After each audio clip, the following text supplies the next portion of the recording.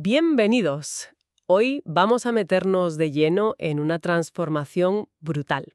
Una de esas que cambian las reglas del juego para siempre. Hablamos de la revolución del teatro británico a mediados del siglo XX. Efectivamente. Tenemos como guía unos apuntes de una cátedra de literatura inglesa y la verdad el viaje es alucinante. Porque vamos a empezar en salones muy educados con gente que nunca dice lo que siente y acabaremos en apartamentos mugrientos con gente gritando. O, peor, en caminos desolados donde no pasa literalmente nada. Es que, para entender de dónde venimos, hay que imaginarse a la espectadora ideal de la época. Un dramaturgo, Terence Rattigan, la llamó la tía Edna. ¿La tía Edna? Sí. Era esa señora de clase media, muy correcta, que iba al teatro a pasar un buen rato. Quería una historia bien hecha, con su principio, su nudo y su final. Y sobre todo, que no la dejara dándole vueltas a la cabeza. Un teatro cómodo. Entiendo. Predecible. Eso es. Pero claro, por debajo de esa fachada de normalidad de la posguerra, la sociedad británica estaba, bueno, a punto de reventar. Y el teatro iba a ser el sismógrafo que registrará todo ese terremoto. Me encanta esa figura de la tía Edna porque lo visualiza todo perfectamente. Entonces, si te parece, empecemos por su mundo, el de esa vieja guardia. Un teatro que, por lo que entiendo, se basaba más en lo que se callaba que en lo que se decía. ¿Cómo funcionaba eso en un escenario? A ver, era el arte de la represión elegante. Y ahí el maestro absoluto era Terence Rattigan. Sus obras eran como un mecanismo de relojerío suizo, lo que los franceses llaman una pièce bien faite, una obra bien hecha. Todo encajaba. Todo. Ni una pieza fuera de lugar. Pero, dentro de esa estructura tan rígida, exploraba el dolor de la emoción contenida de una forma magistral. ¿Tenemos algún ejemplo claro que nos lo muestre?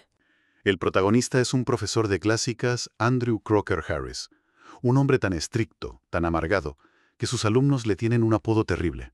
Ah, sí. Le llaman el Himmler del quinto año. ¡Qué barbaridad! Imagínate el pavor que inspiraba. Parece un bloque de granito, impenetrable. Pero intuyo que hay una grieta en ese bloque. Exacto. Y la grieta la abre un gesto mínimo, casi nada. Un alumno al que él mismo considera bastante mediocre le regala por su jubilación una traducción del Agamenón de Esquilo, hecha por el poeta Browning. Es un gesto de afecto puro, inesperado. Y en ese instante, la armadura del profesor se rompe. Ya. Por un segundo, solo un segundo, vemos al hombre que hay debajo. Un académico frustrado, un marido humillado, un ser humano profundamente solo y conmovido. Y ya está. Solo un instante. Solo eso. El resto de la obra vuelve a la contención. Eso era Rattigan. No hacía falta gritar.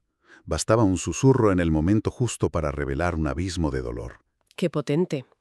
Y al mismo tiempo, en ese mismo mundo de la tía Edna, estaba Noel Coward, que a primera vista parece pues todo lo contrario, ¿no?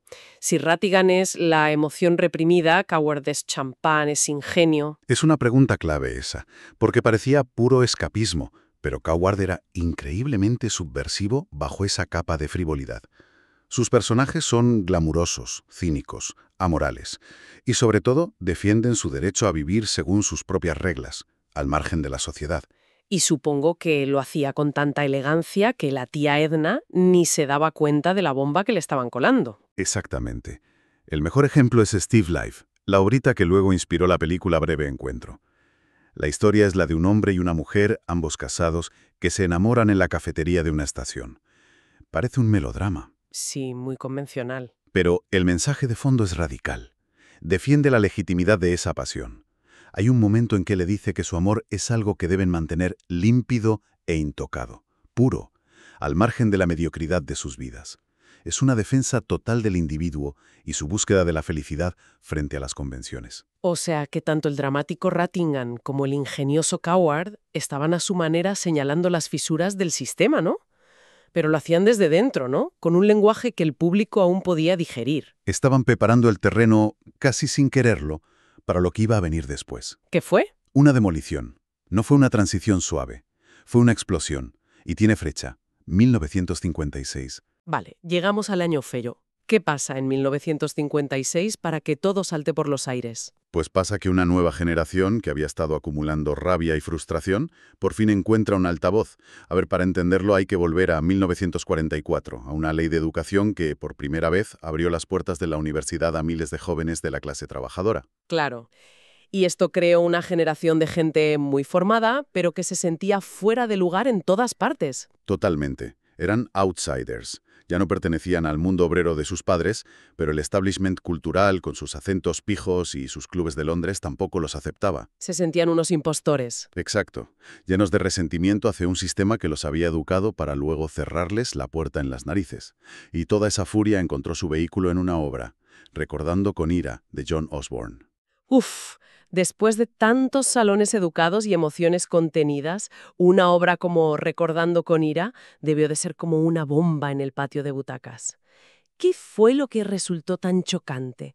¿Fue solo por poner una tabla de planchar en el escenario? La tabla de planchar fue el símbolo, sí, pero lo verdaderamente revolucionario fue el ruido.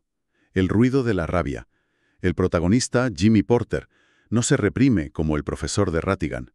Al contrario, durante 3 actos vomita un monólogo torrencial de odio y frustración. Contra todo. Contra todo. Odia a la clase alta, a la política, a la iglesia, la nostalgia del imperio y sobre todo odia y ama a su mujer, Allison, que viene precisamente de ese mundo educado que él desprecia.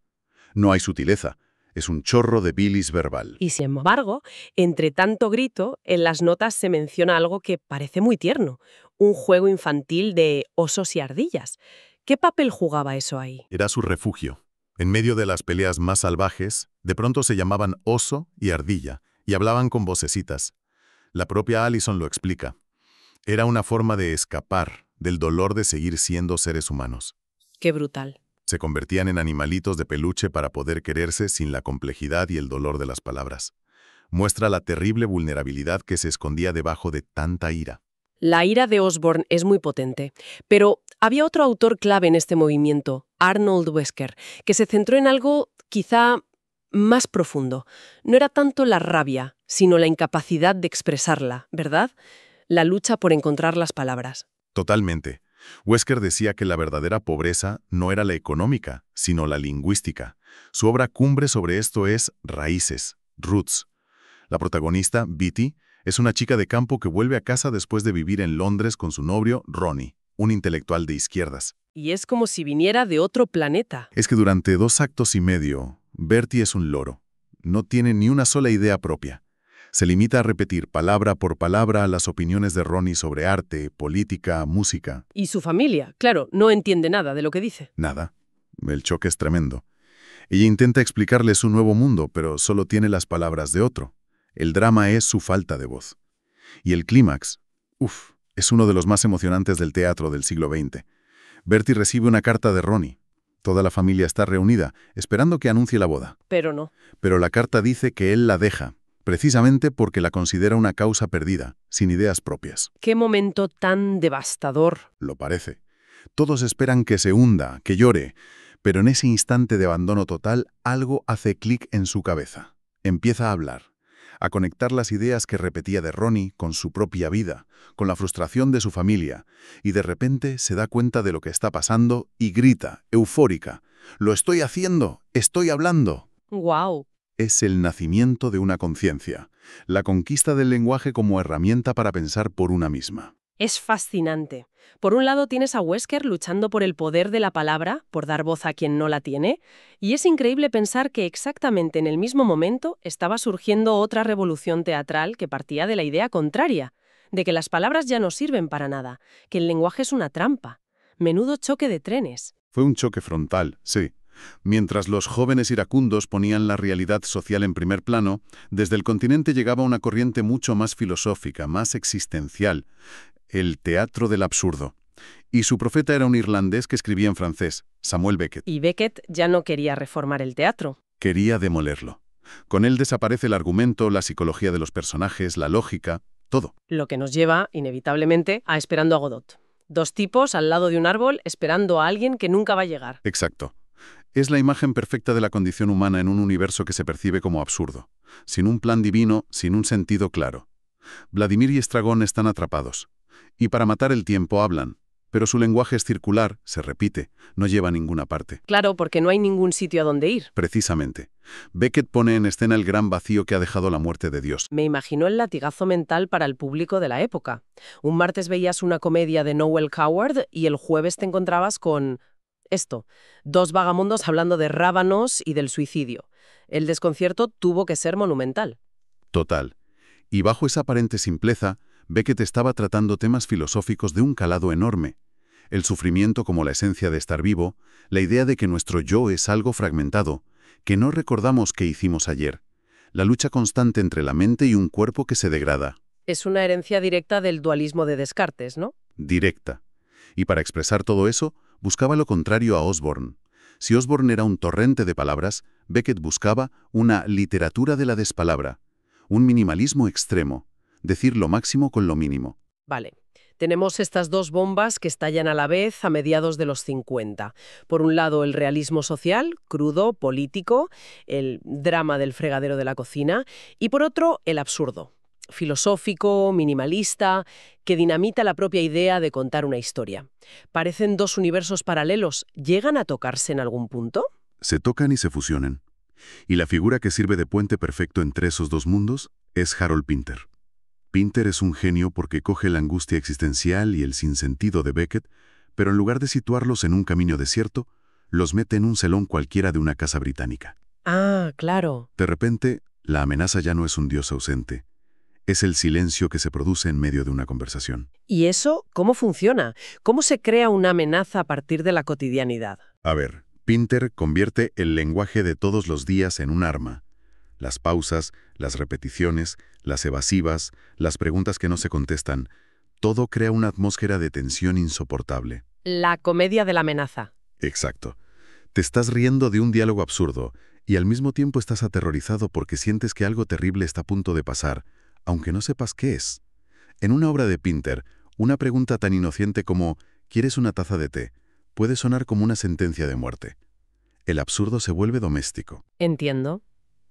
Con Pinter el peligro ya no es metafísico. Está al otro lado de la puerta de tu salón.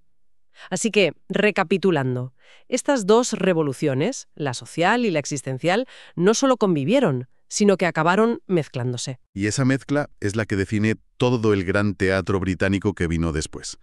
El realismo aprendió del absurdo a valorar el poder del silencio, del subtexto, de la ambigüedad. Y el teatro del absurdo se contagió de la energía política y la rabia social de los iracundos. ¿Y quién sería el heredero definitivo de toda esta fusión? ¿El que recoge los trozos de las dos explosiones y construye algo nuevo? Sin duda, Tom Stoppard. Lo de Stoppard es un espectáculo de inteligencia y virtuosismo. Sus obras son un cóctel increíble. Tienen el ingenio verbal de Oscar Wilde, la capacidad de jugar con Shakespeare y otros clásicos, y a la vez las paradojas filosóficas y los bucles del teatro del absurdo. ¿Algún ejemplo? Su primera gran obra, Rosencrantz y Guildenstern han muerto, es el ejemplo perfecto. Coge a dos personajes secundarios y sin importancia de Hamlet y los convierte en los protagonistas de su propia historia, que es básicamente una obra de Beckett. Claro. Están atrapados en un mundo que no entienden, esperando instrucciones, matando el tiempo con juegos de palabras, mientras la gran tragedia de Hamlet sucede fuera de escena. Es desterniante, es inteligentísimo y es profundamente conmovedor. Es la prueba de que esas dos revoluciones se habían fundido para crear un lenguaje teatral nuevo y potentísimo. Si damos un paso atrás y miramos el cuadro completo, lo que vemos es una reacción en cadena.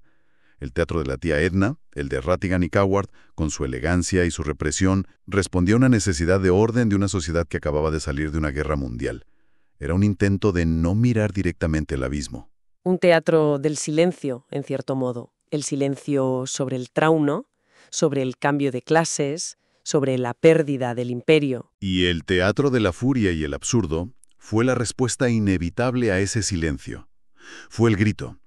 Los dramaturgos de los 50 gritaron porque sentían que la realidad se había vuelto demasiado extraña, demasiado injusta y demasiado absurda como para seguir susurrando en salones.